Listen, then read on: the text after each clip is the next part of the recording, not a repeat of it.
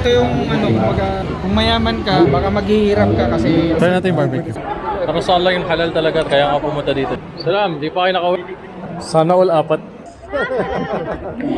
So, paano ginagawa yung malong, I think. Oh, ang galing. Ito.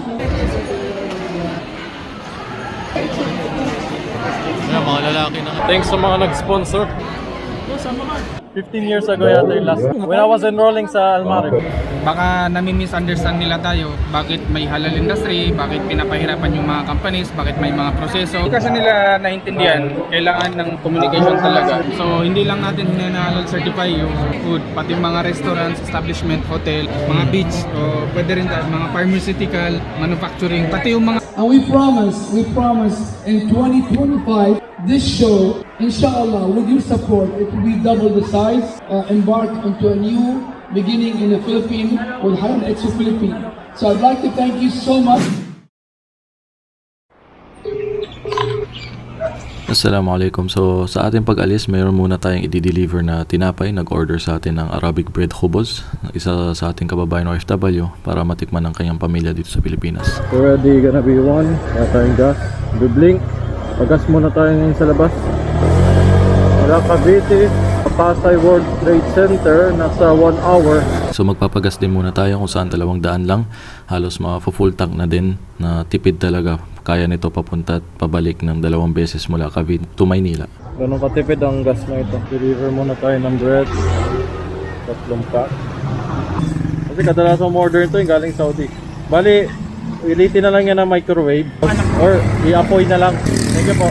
So ayan, may panggas din tayo. So bago tayo patungo sa ating pupuntahan, nais ko lamang po magbigay ng konting paalala patungkol sa lakad na ito. Dahil may mga tao kasi na ginawan pala ng issue ng mga feeling perfect na hindi nagkakasala. Yes, salamat sa mga ibang na may concern, pero ang punto kasi dito ang masamang bagay ay nilahat ng mga taong umatin doon. Kasalanan ng isa, damay na lahat. Kahit yung mga ibang tao na ang intention lamang pumunta doon na malaman yung mga halal na product ng Pilipinas. Kagaya ko na matagal nang hindi umuwi sa Pinas. At ngayon nais kong malaman kung ano yung mga totoong halal certified na maaaring safe kainin ng isang Muslim dito sa Pilipinas. Dahil nga maraming kumakalat na balita na ang ibang product ay binabayaran lamang para maging halal ito. So pumunta ako doon para malaman kung gaano ba katotoo ito. At magkaroon ng mga connection. Nakita nyo naman na nagbebenta tayo ng tinapay, may business tayo. So gusto ko ma-introduce ito o magkaroon lamang ng ibang connection na baka sa future na maging supplier natin o connection sa ating business. Sa totoo lamang po, yung nakita ko to late na at sa Facebook ko lang nakita at nagtampo pa nga ako. Naisip ko bakit hindi in-invite yung mga influencer, mga content creator ng mga Muslims, kahit yung mga taga Mindanao. At naisip ko sino ba naman tayo para imbitan, baka akala nasa Saudi pa rin tayo. So nagbayad ako, nakita ko to sa online late na. Kung saan Friday pa sana ako a-attend, pangalawang araw ng expo. Pero alam mo ng Friday schedule natin bilang Muslim at busy. At ngayon, Sabado ako pumunta kung saan last day na at doon pa tumapat ang fashion show na ito. Kung saan hindi ko lubos akalain na mga sister talaga natin ay rarampa doon. Dahil yung pumunta tayo doon kung saan ang nakita ko ay mga lalaki lamang ang magpa-fashion show. At hindi ko na napanood na may mga babae sa sobrang busy doon at pumunta tayo sa mga usapin na importante na wala lamang tayong time na pumunta doon sa fashion show na yan, na kahit nanood ay naubos ang oras ko. For the sake of Allah, pumunta ako dito para makapag-promote ng mga halal products ng mga tinda ng mga kapatid natin Muslim kahit hindi na ako binayaran o walang bayad. Libre. At habang ang iba naman walang magawa sa buhay na nanira lang. Siguro may nagpicture sa atin na kasama doon sa fashion show kaya dinamay tayo na bakit daw tayo andun, akala sumusuporta tayo. Well, next year sa 2025, meron ulit Halal Expo na kung saan alam ko ini-expect kasi ng iba. Pag sinabing Halal Expo, halal lahat ang makikita doon. Well, kung gusto natin gano'n, makiko-operate tayo sa next na magaganap na ganito. Kasi ang namamahala ay hindi naman talaga totally sumusunod sa katuruan ng Islam. At marami din dito mga companies na hindi naman Muslim ang may-ari kahit yung mga tauhan nila. Kaya siguro hindi na control doon na may mga iba na ang pananamit ay hindi maayos. So, panoorin naman po. Pakita muna natin yung binayad natin sa online.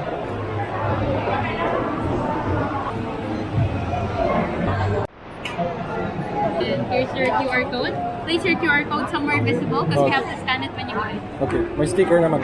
Yes. Sige, thank you. Okay.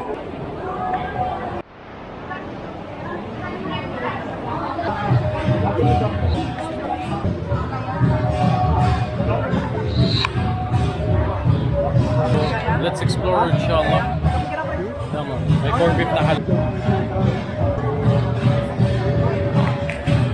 Okay, sabi ko nga ba eh, bakit juicy tender halal? So, yan, mga halal products natin sa Philippines. Wala nang free taste na hotdog. Naubos na. Pero bakit hindi masyado nakikita sa ano? SM ganon. Bali sir, sabi na po na mga itong Pure. sa Mindanao sir, meron na po. Bali sa Manila po parang malaki po. Sige, thank you pa. Ito yung mga halal drinks. May free taste. Patikim nga Yes nito. sir. Vida si lemon po with vitamin C po. Ayun. Sparkling plus. Available na yan sa mall? Yes sir, available lang po ito sir. Ito sir, try niyo po ito sir. Electrolyte namin. Sige, hanapin natin yung mga yan. Sige nga po. Ito sir, Himalayan salt po. Zero sugar, low calories po.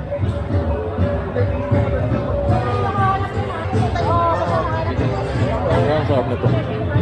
Thank you po. Sige, thank you. Ay, minom lang kasi, wow. So, mga juice. Puro mga juice. What do we have here? Islamic pamphlets? So ano po? Halal foods. Pwede humingi? Ano po? Alaikum assalam. Tabo. Nice to meet you po. Yan, durian. Baka maloobat tayo dito. Ikutin na natin lahat. Baka kulang ang... Tapusin na natin to. Parang siya yung gun show dati na natin.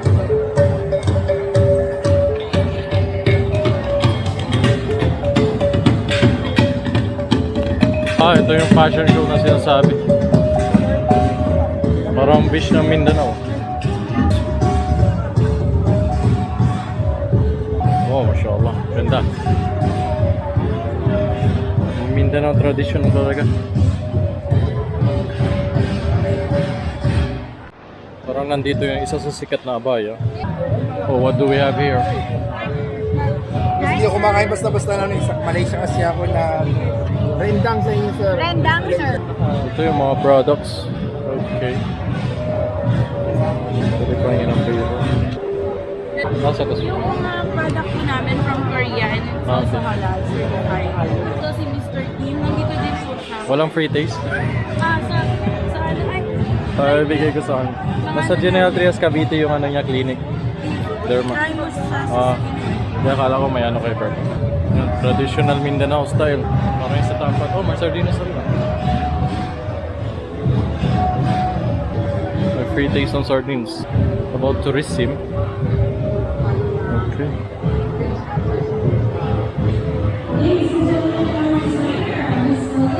Ito. Paano ginagawa yung ano? Yung tela sa Mindanao. Yung parang malong. Paano ginagawa yung malong, I think. Oh, ang galing. Ito. Ganun lang yun. Kuha ko nito. We brush your thighs. Yeah. Alam mo, like, Kuha ko nito. Free sticker, halal. free po yan, free. That's for free. You can take as much as you want. Okay po sila. Ilan ang free? Ganda nitong halal. Halal food is healthy food. Maganda to. Tatlo, okay lang? Sige lang po. Dapat nga apat eh. Sige po, pwede din. Pero pa kami dito, stocks. Thank you. Mga stickers.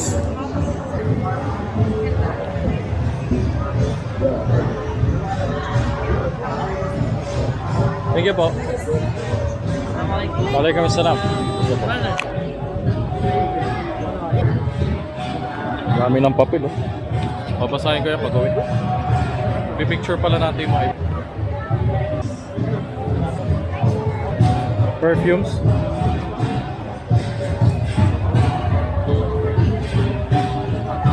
Kutsara.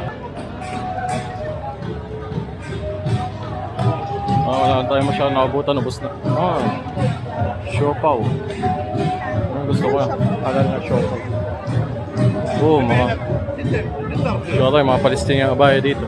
السلام عليكم. هلا وعليكم السلام. ماشي. انت ولد عطاء؟ نعم؟ ايه بالله كيف نعطى؟ كيف حالك؟ الحمد لله خير. كيف امورك؟ كيف اخبار الوالد؟ الاهل كيف؟ الان هم في الدير والبلع. واهلك كان ايش وضعهم؟ هنا امي بس واخوي في البنغسينان هم ساكنين في الدقوقه. بالك تقوم انت قاعد انا عايش ساكن هنا في الكابيتي. بس انت شايف وانت صغير 5 سنوات Walang bayo.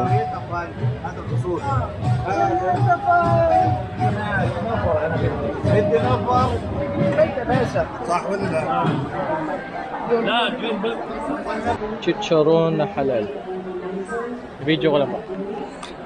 And coconut na suka. Ito pala mga ice cream is halal. Sana yun? Gusto ko. Alaikum salam. Try natin yung coffee. Ito yung coffee. Yes, po. Ano naman ito? Turmeric juice. Pwede yung pati. Tikman din natin. Yan, tandaan nyo yung tatak niya. Oh, sarap. Para siyang may ginger. Yes po, may ginger po. Okay. May moringa po. Magkano isang ganito? 500 po, sir. Ayun. Ilang gram siya? Marami na. 300 grams. Yun. Maganda yung sa matanda Para yung yung sa leeg. Kumusta start? Hanggang. Mashallah, kanina ka pa? Ngayon lang, ikot pa lang. Gusto Yes. ko tayong introduce sa CEO na gumana. Sige po. Kasi gusto ko magpatulong sa iyo sa may patronize man lang sir yung ating halal. Okay. Halal Yeah. selection. Para sa Allah yung halal talaga, kaya nga pumunta dito. Ay, nakilala ko na si ma'am. Oo. Hi sir, Assalamualaikum. والله بسم الله ما شاء الله. How are you brother? Our famous.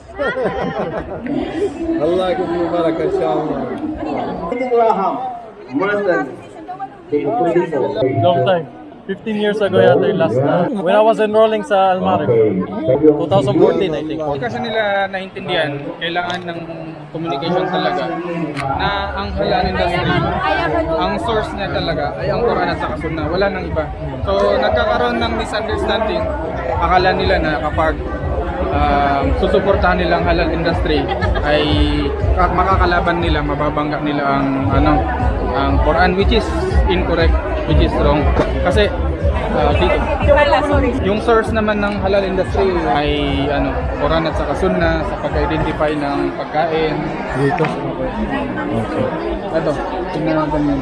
So, ito yung mga natin, mga kasama natin na sa da'wa sa halal industry, mga affiliates ng Ma'arif at saka foreign universities. So, alhamdulillah, partnership with government agency, private sector, tapos yung mga product na halal certified natin ay kumbaga na-export na around global level. So, ito yung mga Islamic education, halal certification, halal training, Sharia consultation, translation, legal services, Islamic finance. Islamic finance, napaka-interesting ito kasi yung mga takaful, sukuk, kung ano pang mga Islamic services na lumalakas na sa Pilipinas. So ito yung so hindi lang natin hinahalal certify yung mga food, pati yung mga restaurants, establishment, hotel, mga beach. So pwede rin tayo mga pharmaceuticals, manufacturing, pati yung mga feeds para sa mga pinapakain sa mga hayop. Kailangan yun mahalal certify. Kasi check, yung ngayon, manufacturing, yung mga industry companies, para lang mapabilis yung or mapabigat ang timbang ng mga manok or mga karne, gumagamit sila ng mga chemical. At minsan ay hindi halal sources yung ginagamit nila. So, halimbawa, pag may mga halal magpa-halal certified. So, ito yung process na dinadaanan nila. So, hindi yan certificate palitan lang ng ganun pera. Sabi nga nila, hindi. Maraming pagdadaanan. So, maraming pagdadaanan. So, kasama dyan yung audit. So, titingnan talaga yung premises, titingnan yung document review nila. Tapos, may mga microbiologists, may mga nutritionist tayo. Yung anak ni Ustad Indasan, kasama natin na nutritionist siya, nag-identify ng mga supplements. Tapos may yearly din tayo na inspection. So kasi minsan hindi natin alam kung ini-implement ba ng company o hindi yung binigay natin na guideline. So kaya may monitoring. Paano sila pinapakain, anong pinapakain sa kanila, paano yung packaging, manufacturing. Ito food, frozen products. Ito turmeric, ito yun siya. Tapos nagbibigay din tayo ng training. So dito sa training, kumbaga kahit mga non-Muslim yung mga companies may-ari, nagkakaroon tayo ng opportunity paintindi sa kanila yung Islam. Kasi before pa talaga darating sa topic ng halal, Islam muna. 5 pillars of Islam, belief. Kasi kailangan nila maintindihan bakit gusto natin ng halal. Obligation natin kumain ng halal kasi Muslim tayo. So yun yung parang naging form of da'wah na rin para sa kanila. So ito yung mga sample product na halal certified natin. So yung mga ulama natin na baka nami-misunderstand nila tayo, bakit may halal industry, bakit pinapahirapan yung mga companies, bakit may mga proseso. Makakatulong po kami paano maintindihan yung halal industry kasi yun nga, yung mga proseso na to hindi lang kailangan ng mga ng mga expert in science and medicine, kailangan din ng mga ulama. So, kaya kung makapagtulong-tulungan po tayo, kung ano po yung sinasabi ng mga ulama natin na kailangan source ay Quran at saka Sunnah, ganun din po sa halal industry. Nagkaroon lang ng detalye, nagkaroon lang ng proseso, pero wala pong pinagkaiba. Jazakallah khair. Ito po, sample.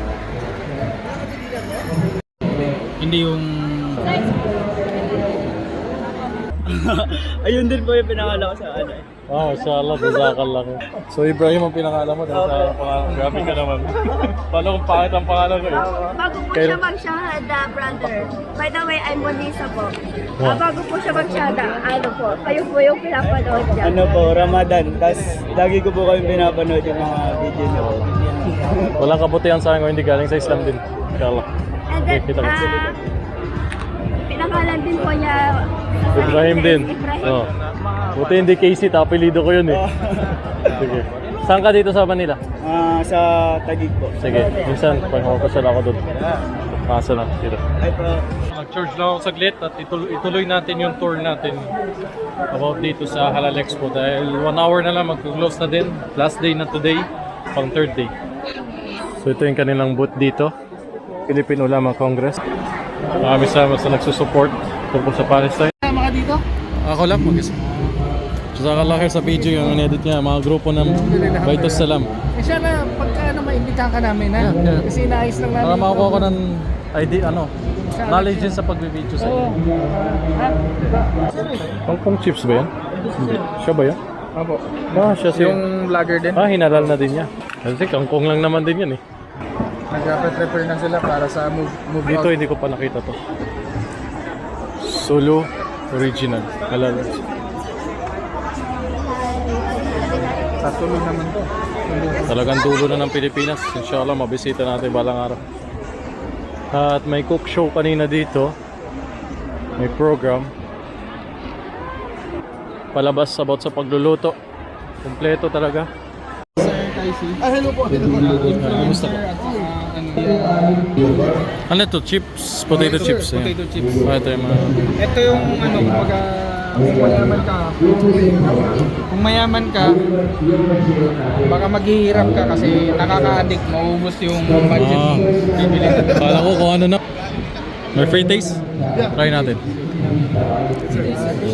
We have chili barbecue, lemon pepper. Try natin yung barbecue. Ito. Yun. Fresh potato chips. So yun, okay na yun. Comment. Parang bikat. Thank you po. Totoo nga, maubos yung pera. Oo, maubos talaga ang pera mo, hindi ka nagkamali. Yung contact nyo para kung nagdi-deliver sila. Yes po. Oo. Nag-deliver kami. Actually, available kami on Facebook, Instagram, Shopee or Lazada, and if ever, pwede kami contact in sa aming Facebook and Instagram is po. Yan. Ating business, nandito na po lahat, sir. And pwede siyang i-take everyday since meron po siyang vitamins and minerals, sir. Yes, po. Maganda dito ito pang agap pag nakakaramdam ka na parang lagnat. Iano natin yung number nyo. Sa ISCAG, maganda yung yung mga lahat na ipasok doon ng mga product certified. So ayan, titigan nyo lang yung mga halal products natin sa Pilipinas. Lahat ng klaseng halal products nandito. Pinost mo yung sa bata na Maranao. Maraming Oo, thank you. Jazakallah khair. Ko na maalala yun pero Oo, kasi 2000 pa yun 20. Asian Whitening Skid. Humingi ng flyers, card nila. Pharmaceutical product. Tingnan natin. Tudong. Pati printing. Ito yung mga damit kanina, hindi natin na madaan ng daming tao.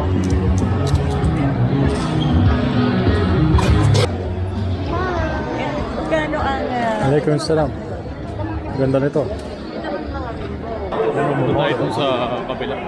Dito yung kanina mga nag-fashion show.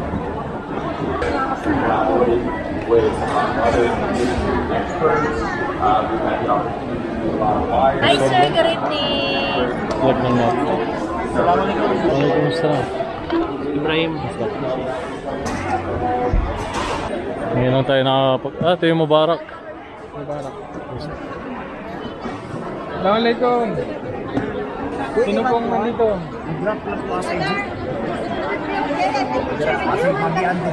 Ganda naman ang pagkabidyo nila, sir. Buti hindi naningil si Sir. Wala. Halal eh. Oo. Yun na yung bayad sa kabilang buhay na lang. No? Of course. This is your brother in Palestine. Ano? Eh, min Gaza. أهلا وسهلا فيك حبيبي. أهلا وسهلا فيك. These are our heroes. Can we do this? Okay. أنا من نابلس. Nap. Good evening, everyone. I'd like us to wrap up this show, a great event that we had here today. On the behalf of the organizer of Halal Expo Canada and Halal Expo Philippines, I would like to thank you from the bottom of our heart.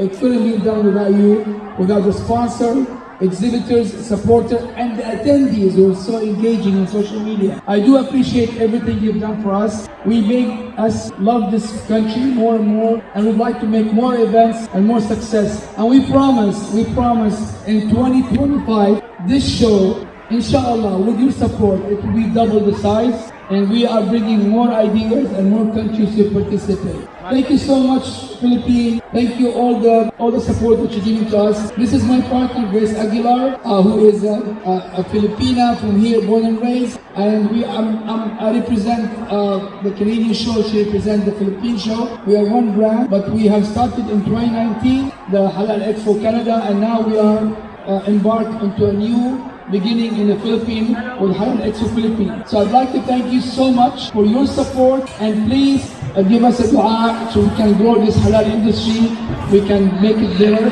and much bigger, and so it will be for a generation beneficial for everyone. Thank you so much, and I would like to also introduce my colleague for a quick.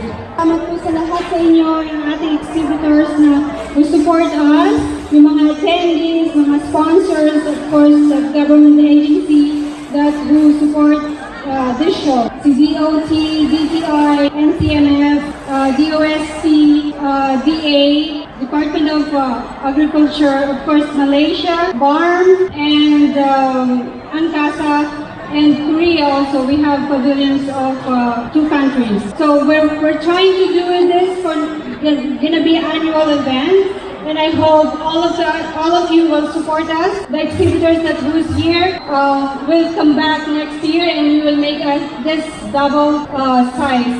And everybody, SMEs can participate, and can go global also. Thank you very much, and maraming salamat po sa inyong lahat. And before we forget, not to forget our great dedicated team, especially in the Philippines, I would like to mention Aisha. Aisha and Chloe, maraming salamat. Aisha Makaalin and Chloe Cervantes, and of course, our marketing manager, Maysoon Deeb, who's non-stop. I know we have a back-to-back events from Canada to here. She's here with us to support this event. Thank you so much to my team, and really appreciate everything that they've done to this event. Thank you so much. And a special thanks to our great MC, Zara. She was amazing. I think she was a star by all means in every possible way. We could not ever do a better presentation. Thank you, Sarah. I love you. We love you, Zara. You're the best, and thank you so much for a wonderful show. You have done a professional presentation to our conference, and I'd like to come to the stage and say a final word before we close. Hindi siya Muslim dati. Please welcome Zahra, our MC and host, who did very, very hard work while she's running around and doing everything for us. We appreciate it. Thank you so much. Thank you so much, Sir Nasser and Ms. Green, the forever host for Halal Expo Philippines. And inshallah, we can see more and more join us in this endeavor as we grow halal industry. Until she sees the opening. In Philippines.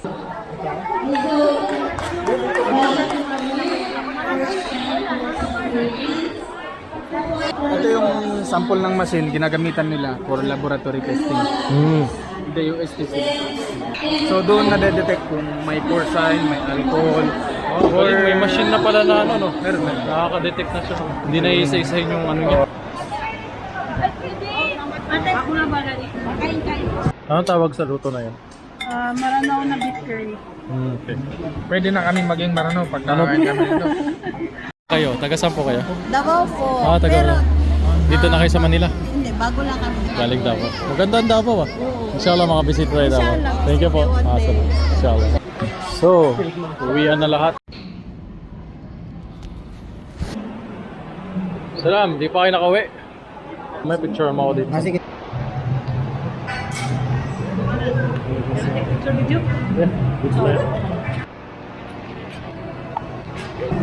First ano din to pala to, first time. First halal expo. Thanks sa mga nag-sponsor. May nag-sponsor sa atin papuntang Mindanao. First time may nag-sponsor sa atin papuntang. First time ko din sa Mindanao. Parang ganun-ganun lang kabit. Hindi ko lang alam kung kailan. Hindi ko sure pero inshallah. Jazakallah khair.